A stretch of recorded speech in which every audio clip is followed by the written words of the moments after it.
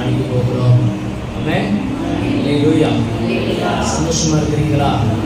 ஆமென். ஒரு பெரிய மகிமையை கர்த்தர் நம் வாழ்க்கையிலே, நம்முடைய குடும்பங்களிலே, நம்முடைய சபையிலே தந்தருட போகிறார்.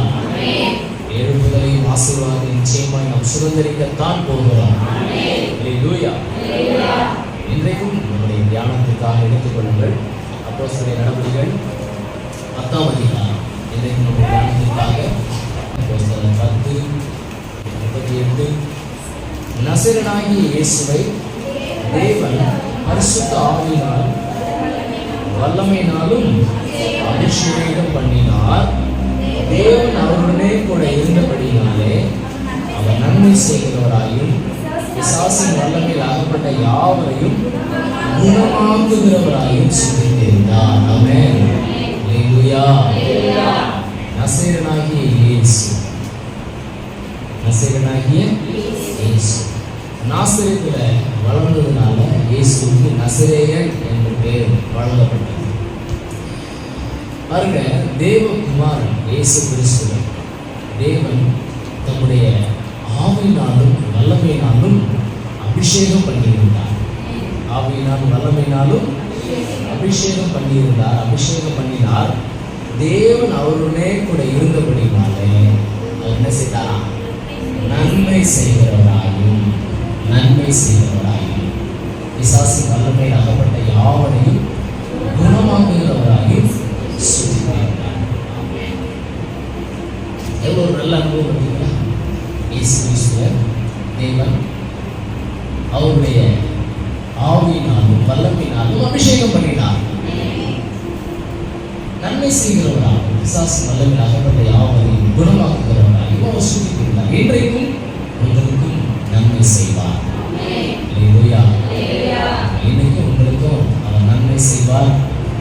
உங்களையும் ஆண்டவர் அப்படியாய் நன்மை செய்கிறவர்களாய் மாற்றுவார். அல்லேலூயா. ஸ்தோத்திரம்.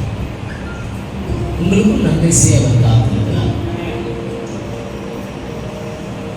உங்களையும் ஆண்டவர் பரிசுத்த ஆவியினாலும் வல்லமையினாலும் அபிஷேகம் பண்ணி இருக்கிறார்.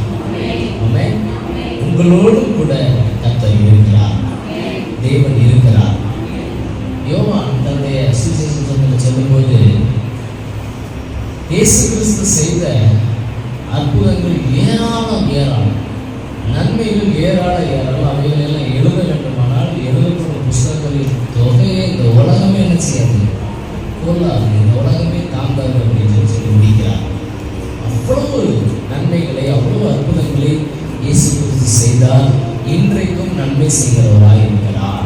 இந்த ராத்திரி வேளையில தேவ சமூகத்தில் வந்திருக்கிற உங்க வாழ்க்கையிலும் அவர் நன்மை செய்கிறவராய் இருக்கிறார். அல்லேலூயா. நன்மை செய்கிறவராய் இருக்கிறார். அவர் பூமியில வாழ்ந்த நாட்கள்ல, இயேசு கிறிஸ்து பூமியில வாழ்ந்த நாட்கள்ல அநேக நன்மைகளை செய்தார் இல்லையா? அவர் செய்தது எல்லாமே எல்லாம் நன்மை தான். தீமை ஒன்றுமே அவர் செய்யல. அவர் செய்ததெல்லாம் நன்மையே. அல்லேலூயா. எல்லா வேலைகளிலும் அவர் நன்மையே செய்தார். நம்மளை குறித்து சொல்ல முடியுமா? நான் எல்லா வேலைகளிலும் நன்மையே செய்கிறேன்னு சொல்ல முடியுமா? சொல்ல முடியாத ஒரு நிலைமையா இருக்குது. ஆனால் அவரை போல எல்லா வேலைகளிலும் நன்மை செய்யவே நம்மையும் தேவன் பரிசுத்த ஆவியினாலும் வல்லமையினாலும் அபிஷேகம் பண்ணி கொண்டிருக்கிறார். இன்னமும் உங்களை வல்லமையினாலும் பரிசுத்த ஆவியினாலும் வல்லமையினாலும் அபிஷேகம் பண்ணுவார். என்ன சொல்றீங்க? குருடர்களுக்கு பார்வையிட்டார், குஷ்டரோகிகளை சுத்தமாக்கினார், முடவர்களை நடக்க செய்தார், செவிடர்களை கேட்க செய்தார். ஆமென். இன்றைக்கும் செய்வார். இன்றைக்கும் உங்களுடைய பலவீனங்களை, நோய்களை எல்லாம் நீக்கி புது பலனையும் சுகத்தையும் உற்சாகத்தையும் அருளி உங்களை ஆசீர்வதிக்கத்தான் உங்கள் நடுவில் அவர் பிரசன்னமாகி இருக்கிறார். நம் நடுவில் அவர் பிரசன்னமாகி இருக்கிறார். அல்லேலூயா. அவர் செய்த நன்மை எல்லாம் சொல்லணும் நேரம் போதாது. ஏராளமான நன்மைகளை அவர் செய்திருக்கிறார். அம்மாவா இல்லையா? நமக்கும் செய்திருக்கிறார், உங்களுக்கும் செய்திருக்கிறார்ல. அவர்களுக்கு நன்மை செய்தபடினாலே நீங்கள் அவரை ஆராதிக்கிறீர்கள், அவருடைய பிள்ளைகளாக இருக்கிறீர்கள். அம்மாவா இல்லையா? அவர்களுக்கு நன்மை செய்து உங்களை அவருடைய இழுத்திருக்கிறார். இன்னைக்கு இன்னமும் நன்மை செய்வார். உங்கள் ஜீவ காலமெல்லாம், நீங்கள் பூமி உயிரோடு இருக்கும் காலமெல்லாம் கர்த்தர் உங்களுக்கு நன்மையே செய்கிறவராயிருக்கிறார். எவ்வளவு நன்மை உங்களுக்கு தேவையோ அவர் செய்வார். ஏன் தெரியுமா? உங்களையும் நன்மை செய்கிறவர்களாய் மாற்றுவதற்காக. நீங்க நன்மை செய்கிறவர்களாய் எழுத வேண்டும், மற்றவர்களுக்கு நன்மை செய்கிறவர்களாக எழுத வேண்டும். ஆமென். ராத்திரி வேளையில எழுப்புதல் மற்றும் ஆசீர்வாதத்துக்கான ஜெபத்திற்கு வந்திருக்கிற நீங்கள் மற்றவர்களுக்கு நன்மை செய்கிறவர்களாக எழுத வேண்டும். அல்லேலூயா. எழுதுவீங்களா? மற்றவர்களுக்கு நன்மை செய்கிறவர்களாக எழுதுவீங்களா? அப்போ எனக்கு நன்மை கிடைக்காதா? நீங்க யோசிக்க வேண்டியதில்லை, பயப்பட வேண்டியது. உங்களுக்கு நிச்சயமா தேவையான நன்மைகளை கர்த்தர் செய்து கொண்டே இருப்பார். இதுவரை செய்தால் இன்னமும் செய்து கொண்டே இருப்பார். அல்லேலூயா. நான் கேரண்டி, உங்களுக்கு தேவையான நன்மைகளை உங்கள் ஜீவ காலம் எல்லாம் அவர் செய்ய வல்லவராயிருக்கிறார், செய்கிறவராயிருக்கிறார், நிச்சயம் செய்வார் என்பதற்கு நான் கேரண்டி. உங்களை நன்மை செய்கிறவராக மாற்றுகிறதுனால உங்களுக்கு நன்மை செய்வதை நிறுத்தி விடுவார் என்று பொருள் அல்ல. சரிதானா? உங்களுக்கு செய்ய வேண்டிய நன்மைகள் செய்யப்பட்டு கொண்டே இருக்கும் கர்த்தரால. அல்லேலூயா. இயேசு கிறிஸ்து எத்தனையோ நன்மைகளை செய்தார். உங்களுக்கு தெரியும் இல்லையா? வேதத்தில் படிச்சிருக்கீங்க. எத்தனையோ நன்மைகளை செய்தார். உங்களுக்கு எத்தனையோ நன்மைகளை செய்தார். அதுல பெரிய நன்மை, இயேசு கிறிஸ்து செய்த பெரிய நன்மை உங்களுக்கு தெரியுமா? தெரிஞ்சவங்க யாராவது தெரியுங்களா? இயேசு கிறிஸ்து செய்த பெரிய நன்மை என்ன? டக்கு யோசித்து சொல்லணும். தெரியல? யோசிச்சுட்டே இருக்க. இயேசு கிறிஸ்து செய்த பெரிய நன்மை என்னன்னு சொன்னா, சிலுவையில் உங்களுக்காக எனக்காக அவர் இரத்தத்தை சிந்தி ஜீவனை கொடுத்ததுதான் அவர் செய்த மகாபெரிய நன்மை.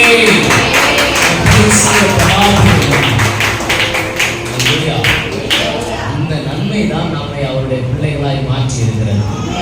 இயேசு கிறிஸ்து சிலுவையில் இரத்தத்தை சிந்தி ஜீவனை கொடுக்கலன்னா நாம் அவருடைய பிள்ளைகள் என்ற அதிகாரத்தை பெற்றிருக்கவே முடியாது. ரத்தத்தை சிந்தி ஜீவனை கொடுத்து 3ஆம் நாள் உயிர் தாழ்ந்தார் அல்லவா, நமக்காக உயிர் தந்தார் அல்லவா, அதுதான் அவர் செய்த பெரிய நன்மை. அதுதான் பெரிய நன்மை. அல்லேலூயா.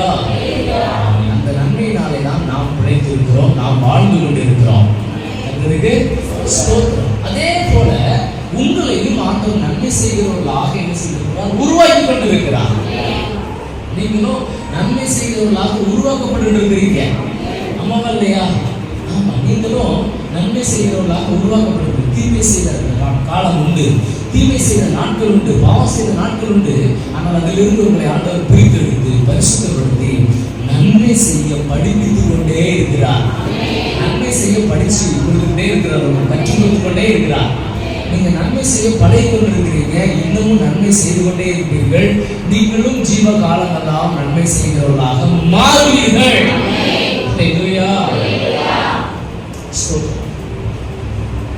உங்களால இயன்ற நன்மையை நீங்க இதுவரைக்கும் செஞ்சுதான் இருக்கிறீங்க, செஞ்சுதான் இருக்கிறீங்க. அதுல எந்த சந்தேகமும் இல்லை. உண்மைதானே? நன்மை செய்யாதவர்கள் ஒருவருமே நீங்க இல்லைன்னு தான் சொல்லணும். எல்லாருமே ஏதாவது ஒரு விதத்துல ஏதாவது ஒரு சிறிய நன்மையாகவும் உங்களால முடிந்த ஒரு சிறிய நன்மையாகவும் செய்கிறவர்களா தான் இருக்கிறீங்க. கர்த்தருக்கு ஸ்தோத்திரம். சரி, இப்போ இயேசு கிறிஸ்து செய்த பெரிய நன்மை, இயேசு கிறிஸ்து செய்த பெரிய நன்மை, அவர் நமக்காக இந்த உலகத்தினுடைய மீட்புக்காக நம்முடைய ஜீவனை சிலுவையிலே கொடுத்ததுதான் பெரிய நன்மை. ரத்தத்தை சிந்தி நம்முடைய ஜீவனை சிலுவையில கொடுத்து 3ஆம் நாள் உயிர் தெழுந்ததுதான் அவர் செய்த பெரிய நன்மை. இப்போ மனிதர்களாகி நாம மற்றவர்களுக்கு செய்த பெரிய நன்மை எது தெரியுமா உங்களுக்கு? பெரிய நன்மை நாம செய்வதும் செய்ய வேண்டியதுமான பெரிய நன்மை எது தெரியுமா உங்களுக்கு? அதுவும் தெரியாது. அதுதானே நானே சொன்னேன். மனிதர்களாகி நாம மற்றவர்களுக்கு நன்மை செய்ய பழகி கொண்டிருக்கிறோம், நன்மை செய்ய கற்பிக்கப்பட்டு கொண்டிருக்கிறோம், கர்த்தரால் கற்பிக்கப்பட்டு கொண்டிருக்கிறோம், நன்மை செய்ய படித்துக் கொண்டிருக்கிறோம், நன்மையை செய்து கொண்டிருக்கிறோம். உங்களால் இயன்ற நன்மை நீங்க செஞ்சுட்டு தான் இருக்கீங்க. நீங்க செய்கிற பெரிய நன்மை, நீங்க செய்ய வேண்டிய பெரிய நன்மை எது தெரியுமா உங்களுக்கு? உலகத்தினுடைய பாவத்துக்காக, உலகத்தினுடைய மீட்புக்காக சிலுவையில ரத்தத்தை சிந்தி ஜீவனை கொடுத்து உயிர் தந்த இயேசு கிறிஸ்து மற்றவர்களுக்கு கொடுப்பது, மற்றவர்களுக்கு சொல்லுவது, அறிவிப்பது, மற்றவர்களுக்கு கொடுப்பதுதான் நீங்க செய்யற பெரிய நன்மை. மனிதர்களாகி நாம செய்யற பெரிய நன்மை என்ன தெரியுமா? மற்றவர்களுக்கு இயேசு கிறிஸ்துவை கொண்டு போய் கொடுப்பது. உலகத்தின் பரிசாக பிதா கொடுத்த இயேசு கிறிஸ்து, அவருடைய குமாரனாகி ஒரே பேரான குமாரனாகி இயேசு கிறிஸ்துவை மற்றவர்களுக்கு கொடுப்பதும் அறிவிப்பதும் சொல்லுவதும் தான் மனிதர்களாகி நாம் நீங்கள் நானும் செய்கிற பெரிய நன்மை. அதை செய்கிறதுல நீங்க என்ன செய்யணும் கேட்டீங்கன்னா, இன்னும் நல்லா தேரணும், இன்னும் நல்லா டெவலப் ஆகணும். இன்னும் நல்லா நீங்க அந்த நன்மையை செய்கிறதுல வளரணும். பல நாட்களா பிரயாணம் பண்ணிட்டு இருக்கும்போது அந்த கடல் வாழ்க்கை அந்த அம்மாவுக்கு என்ன செய்யல, மிஷனரிக்கு அந்த சுவிசேஷத்துக்கு ஒத்துக்கல. கடலுக்குள்ள போற அந்த அனுபவம் ஒத்துக்காம ஒரே சொல்லுங்களேன் ஒரே வாந்தி வந்து எது சாப்பிட்டாலும் உள்ள போக மாட்டேங்குது, ஒரே வாந்தி. என்ன செய்யணும்னு சொல்லிட்டு ரொம்ப வேதனையான ஒரு சூழ்நிலை ஆயிடுச்சு. அங்க கப்பல்ல இருந்த ஒரு டாக்டர் அந்த அம்மாவுக்கு ட்ரீட்மெண்ட் பண்ணி கடைசியில் என்ன கொடுத்தா அவங்க உடம்புக்கு செட் ஆகும், என்ன சாப்பாடு என்ன ஆகாரம் கொடுத்தா உடம்புக்கு செட் ஆகும்னு சொல்லி கண்டுபிடிச்சாங்க. கண்டுபிடிச்சு ஆரஞ்சு பழம் கொடுத்தாதான் இவங்க உடம்புக்கு செட் ஆகும்னு சொல்லிட்டு ஆரஞ்சு பழம் கொடுக்க ஆரம்பிச்சாங்க. அந்த அம்மாவுக்கு சாப்பாடு என்னது, ஆரஞ்சு பழம் மட்டும்தான் சாப்பாடு. அப்போ கப்பல்ல இருந்த ஆரஞ்சு பழம் எல்லாருமே இந்த ஆரஞ்சு பழத்தை எல்லாத்தையும் கலெக்ட் பண்ணி இந்த அம்மாவும் என்ன செய்யறாங்க, ஆகாரமா கொடுக்குறாங்க. ஆரஞ்சு பழம் காணாம போக ஆரம்பிச்சு, காலியாக ஆரம்பிச்சிச்சு. இந்த கப்பலுடைய மேனேஜர் கடைசியா ஒரு நாள் அந்த அம்மாவுடைய ரூம் கதவை தட்டி ஒரு தட்டில் கொஞ்சம் ஆரஞ்சு பழ சுளைகளை கொண்டு வர்றாரு. மேடம், இதுதான் கப்பல்ல இருக்கிற கடைசி ஆரஞ்சு பழ சுளை, இதுக்கப்புறம் உங்களுக்கு என்ன கொடுக்க போறோம்னு சொல்லி எப்படி கொடுக்க போறோம்னு தெரியல. இன்னும் டிராவல் எத்தனை நாள் இருக்கும், 16 நாள் இருக்கும். இன்னும் டிராவல் எத்தனை நாள் இருக்குது, 16 நாள் இருக்குது. எப்படி நீங்க பிழைக்க முடியுங்கன்னு தெரியல, இவ்வளவுதான் ஆரஞ்சு பழம் வேற இல்லை அப்படின்னு சொல்லி கொடுக்கும் போது நம்ம சொன்னாங்களாம், என் ஆண்டவராய் இயேசு கிறிஸ்து ஊழியத்தை சுவிசேஷ வேலையை செய்யறதுக்காக நான் அமெரிக்கா போயிட்டு இருக்கிறேன். நான் அங்க போய் அவருடைய ஊழியத்தை செய்வது அவருக்கு சுத்தமானா கண்டிப்பா எனக்கு தேவையான ஆரஞ்சு பழத்தை அவர் தருவார் சொல்லி சொன்னாங்களாம். அவருக்கு ஒரே ஆச்சரியம், என்ன இந்த நடுக்கடலையா தருவார் அப்படின்னு. நடுக்கடையில தருவார், அவர் எந்த இடத்துலயும் அவரால் கொடுக்க முடியுதுன்னு சொன்னாங்க விசுவாசோட. சரி பார்க்கலாம் அப்படின்னு சொல்லிட்டு கதவை கூட்டிட்டு போயிட்டாங்க. கதவை கூட்டிட்டு போனதுக்கு அப்புறம் இந்த எண்டிகேட் அம்மையார் என்ன செய்றாங்க, முழங்கால் பண்ணிட்டு ஜெபம் பண்ண ஆரம்பிச்சாங்க. முழங்கால் பண்ணிட்டு ஜெபித்து கொண்டே இருக்கும்போது கொஞ்ச நேரம் கழிச்சு மறுபடியும் கதவு தட்டுற சத்தம். சில மணி நேரங்கள் கழித்து மறுபடியும் கதவு தட்டுற சத்தம். யாரும் பார்த்தா அதே கப்பல் மேனேஜர் ஒரு பெரிய கூட நிறைய ஆரஞ்சு பழத்தை கொண்டு வந்து, நீங்க குன்ற கடவுள் பெரியவர், இந்த நடுக்கடலையே உங்களுக்கு தேவையான ஆரஞ்சு பழத்தை இந்த கப்பலை கொண்டு வந்து குமிச்சுட்டா இருந்தாரா. நீங்க கும்பிடுற ஆண்டவர் பெரியவர், இந்த நடுக்கடலை உங்களுக்கு தேவையான ஆரஞ்சு பழத்தை கொண்டு வந்து குமிச்சுட்டார் அப்படின்னு சொன்னார். அல்லேலூயா. இந்த பயங்கரமான உலகத்துல, பாழான உலகத்துல, பஞ்சம் நிறைந்த உலகத்துல உங்களுக்கு தேவையானதை கர்த்தர் கொண்டு வந்து குவிக்க வல்லவராயிருக்கிறார். உங்களுக்கு தேவையானதை கர்த்தர் கொண்டு வந்து குவிக்க வல்லவராயிருக்கிறார். உங்கள் களஞ்சியங்களை பூரணமாய் நிரம்ப செய்ய வல்லவராயிருக்கிறார். உங்கள் களஞ்சியங்கள் பூரணமாய் நிரம்பும். வேத வசனம் சொல்லுங்க இல்லையா, உங்கள் களஞ்சியம் பூரணமாய் நிரம்பும். நாளையுள்ள திராட்சை ரசம் புரண்டு ஓடும். இந்த காலத்திலும் அத கர்த்தர் உங்களுக்கு செய்ய வல்லவராயிருக்கிறார். இந்த காலத்திலும் கர்த்தர் உங்களுக்கு செய்ய வல்லவராயிருக்கிறார். ஆமென்.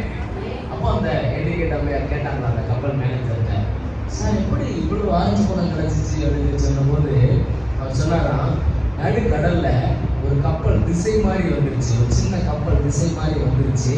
அந்த கப்பல்ல இருந்து ஒரு ஒளிபரப்பு நம்ம கப்பலுக்கு வந்துச்சு.